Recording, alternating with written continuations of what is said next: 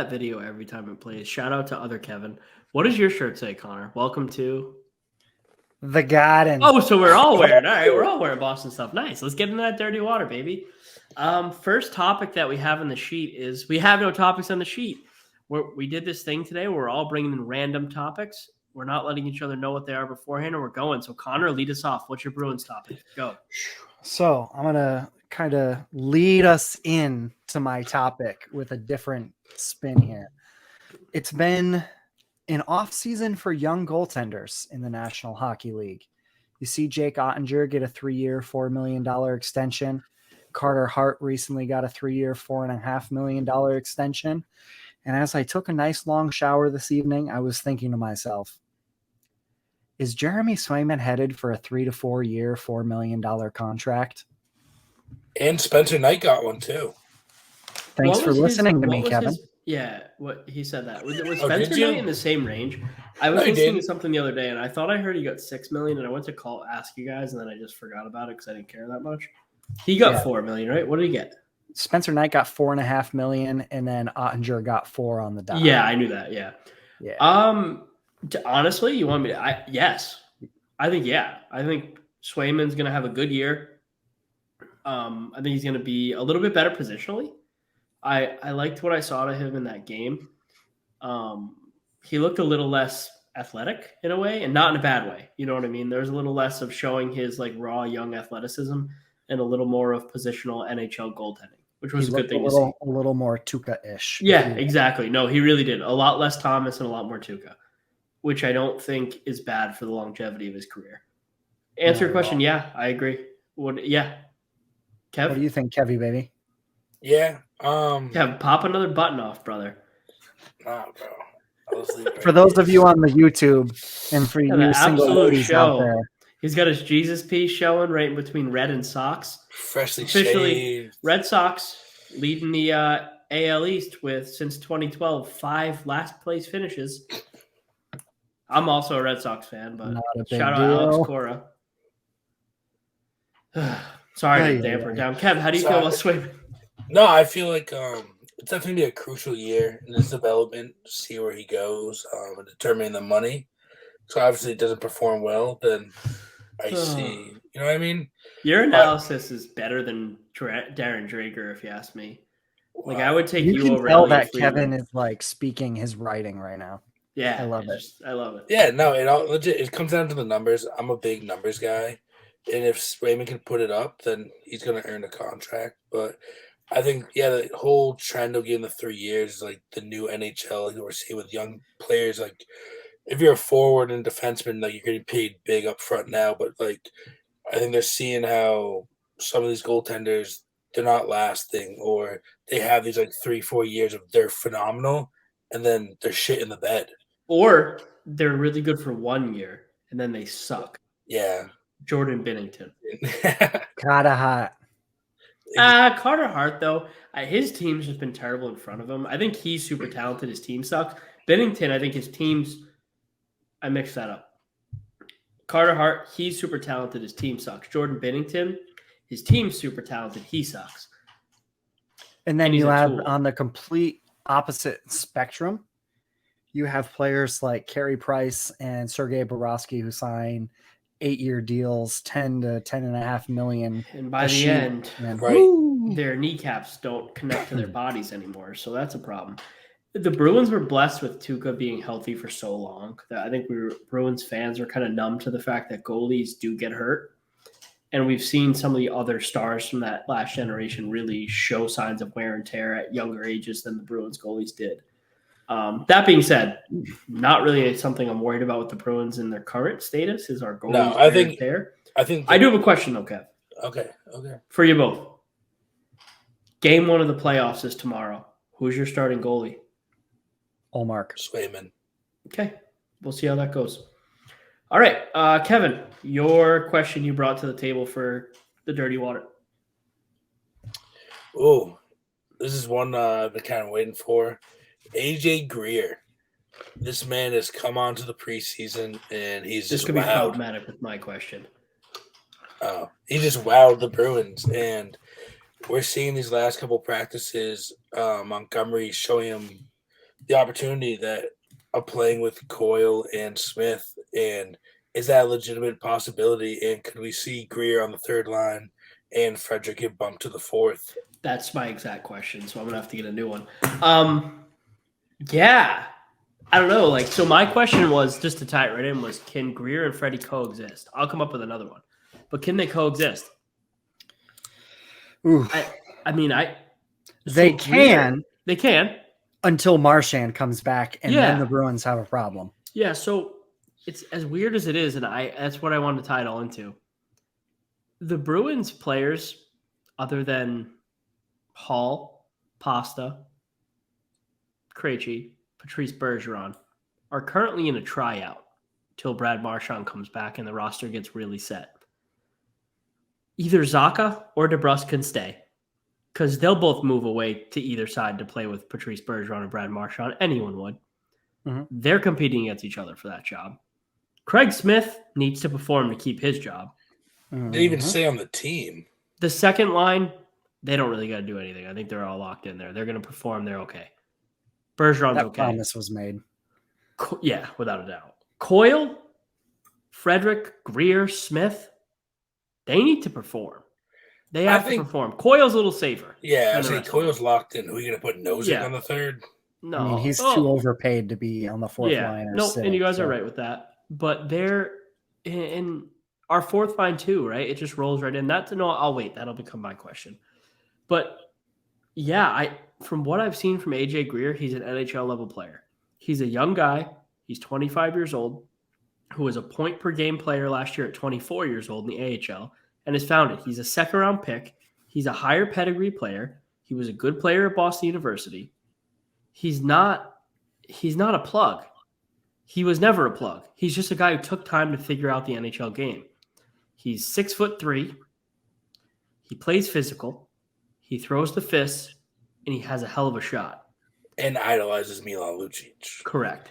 Do you know who has the most to be absolutely frightened by AJ Greer? Foligno. Nick Foligno. Oh, yeah. Without a doubt. That's who's going to push Foligno out of the lineup if it's anybody. Yeah, let me roll right into mine. How does the fourth line shake out? Who are our fourth line players? I had this conversation with my dad for a half hour while he drove home today, and we agree. I think my dad agrees with us. There's 8 guys who could fit in those last 3 spots, and it's finding the right mix, and God damn it, is that hard. But right. So yeah, you can go. I'm gonna take my spin, and I'm gonna tell you this is what I want to see the Bruins fourth line look like come January and February when the lineup is assumably fully healthy. I would love to see a fourth line of Trent Frederick, Jack Studnicka, and AJ Greer. But that fourth line needs to be able to get offensive zone faceoffs, and they need 12 to 13 minutes a night. And I agree with you. And I think that they can manage that. I think they're all fast. I think Greer and Frederick will bring the physicality level that you would expect from a traditional Bruins fourth line. And the skill is there. And the skill is there. It's higher than all any 3 of those players. And, I think that fourth line gives me the parallel of the old Merlot line with Paille, Campbell, and Thornton. Yep, because Daniel Paille scored 12 goals. Campbell had, was it 8 to 10? They were all in the same they kind of all mix. could score. And Kevin's completely muted and talking. And Thornton had the talent to play. Like, he really did. Like, Thornton could be a player sometimes. Like, you get in the shootout and just dangle. But that fourth line I'd put up against any fourth line. Does it happen? I don't know. I think that Don Sweeney and Jim Montgomery are going to be forced into playing Foligno in a fourth line role because of who he is in the league and the money that he makes. And it almost makes me sick. Yep. And I mean, do we have to give him a chance? We do. But if it fails, it fails. And I want that to be the case. Not I don't want him to fail, but if he fails, he fails. And he doesn't just get to skate along. The biggest thing is Don Sweeney's ass is fully in the jackpot this year. So he knows. I think Sweeney's going to be pushing for let's get the best players in the lineup. No more, I paid this guy. let's do this because if the Bruins get knocked out in the first round of the playoffs, Don Sweeney is no longer the Bruins GM. No. So, let's be real here. He wants them to win too. And Jim Montgomery, is his job safe this year? Yeah, I would think it is. But he wants to show that he's an NHL level coach again. He don't want to lose in the first round of the playoffs either with this veteran lineup that has some absolute studs in it. As much as we talk negative about the Bruins, when you look at their projected lineup, healthy, find me a better top 9. Good luck. I know it's crazy to say, and that's if they all perform, which they really might not. But yeah, God and damn I think a top line with Marchand, Bergeron, DeBrusque, and then Pasta, Krejci, and Taylor Hall. And now hear me out. This is fun. where I think it gets even sweeter for the Bruins. You have the 2 goaltenders who are going to give you solid goaltending, but you're going to have McAvoy, Lindholm, Grzelcyk, Carlo, and Zaboral on the back end. Yeah. Loaded. This Bruins team's way better. It's so, I'm trying not to be a homer about it, but it's so hard for me to sit here and be like, the Bruins suck, because they don't. I've been extremely low on They the went to Game Bruins 7 last year without Zaboral, without Krejci, without a healthy Brad Marchand, with a hurt McAvoy, with a hurt Grzelcyk, with a Carlo who had no confidence in his game.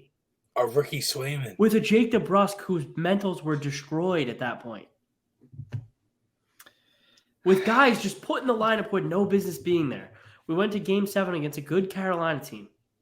I've been extremely low on the Bruins, but if you look at the team on paper compared to any other team in the league, they're good. You say, yeah, they could pull it off. And they're good. It's all going to come down to how long this team can tread water. Correct. While there's the injury problem at the beginning of the year. And then hope to God nothing goes off the rails during the season. Because I swear to God, Brad Marchand's a point per game superstar in the NHL. If they can shred till he gets there, you're in good shape. But Charlie McAvoy is a top 3 defenseman. He matters more than anyone on this lineup and this roster. And with their new attack mentality, Charlie McAvoy is going to score 15-plus goals in a full season, I think. And I think you're going to see a lot more bone-crushing hits by McAvoy this year. Yeah. With his ability to just wheel around. Bruce Cassidy was a good coach. I think he's a great coach in other situations. I do. He's a good systems coach. He did not tailor his system for the roster he had. Point blank, Jim Montgomery is setting this team up for success. But if you think about it, even up until last year, Cassidy's whole program was built off of what the Bruins were from 2010 to 2016. It was just Claude Julien altered with more pressure on young guys and less ropes to make mistakes. Mm-hmm. Maybe the same.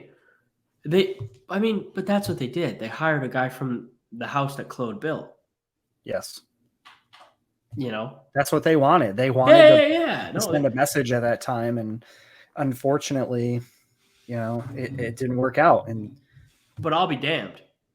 They did the same thing with the general manager. Don Sweeney was promoted. He wasn't brought, from outside the organization. And I hope to God that when Sweeney finally, loses his job in the next few years, because it's inevitable, once the Bruins start to rebuild, I think he's gone. Yeah, I hope they bring somebody from outside the organization. I send my dearest condolences to John Ferguson Jr. because you probably deserve it, but I wish to get somebody else. I think Jamie Langenbrunner is a guy who has an outside look in. A guy they really like within the organization. I like your Kyle Dubas pick, though. But I like Kyle Dubas way better. I think Kyle Dubas is a wicked good GM. He rebuilt the Leafs sucked till he got there. Don't be mistaken about that. The Leafs sucked. And he's done what he could. Help in the draft, so I get it. But he got Matthews in his first year. That's pretty big, and Martin, But he did convince Johnny T to come home. I think Kyle Dubas is a good GM. I do. I think the Leafs have underperformed for what they are. There's no I'll agree Like, to it's that. not his fault that when the playoffs come, they just take a seat and they forget where they are. Kevin, you have something to say, brother? No. Okay. We've been a little intense. I'm sorry. I know we've been a little intense this pod so far. I'm I've had hyped a lot of still. I've had a lot of epiphanies too with the Bruins of like, this team doesn't suck. And as much as like, even today, like I went and saw my fiance's grandfather. I was helping him with something. And as I was leaving the house, he's like, how do you feel about the Bruins? And he always asks me that when I'm leaving his house. And I always am like, we have to wait and see. And today I was like, good. I feel good about the Bruins. Because the Bruins don't suck. They're good. They're going to be good. Even without Brad Marchand and Charlie McAvoy, we're pretty good. Because we have Hampus Lindholm now, who is a top 2 defenseman who can hold the fort for now. Do you know the one thing that's like... What's up, Kev? No, wait. Kev has something. I was saying, and Boston would be signing in the coming weeks. Pasta. Signing in the coming weeks. Oh, yeah. They said it's heating up. It's heating up. Like, it's good heating up. Like, it's heating up like Kevin, is it heating up like you just hit 2 balls into a cup? Like, are we close to balls back? Pasta's coming on board? Oh, we're talking about we hit 5 straight and we hit Death Cup. The good old days, Kev. The good old days. Go. The good old days. Shout out Roger Williams University. Yeah. Shout out Roger. I digress. The Bruins are in an okay spot. We really should have Greer has single-handedly brought the faith back to Boston. And I'm going to call it now. Pasta has got to get the exact contract that McAvoy gets. I think he does. 9.5. Yeah, I think that's fair. If he gets 10, I'm fine with it too. Because of just how much the cap's going to go up. So I'm only hoping for 9.5 because that strictly shows that it sets the biggest precedent ever. There you go. This is the next, Marchand, Bergeron, Krejci. You set the mark, and that's what it is. Nobody goes above it. Team first. Oh, and the Bruins don't have anyone in the system who will be able to go above those 2 anyway, so it will be just fine. Nope. Like, Fabian can do whatever he wants. He's not gonna. It's okay. He's got a few years. Yeah. But shit, that's enough talking about the Bruins. Let's get on with it, baby. Let's go to the Salt of the East before we have a long form Wild West. The Duck Boat Tour, guys. See ya.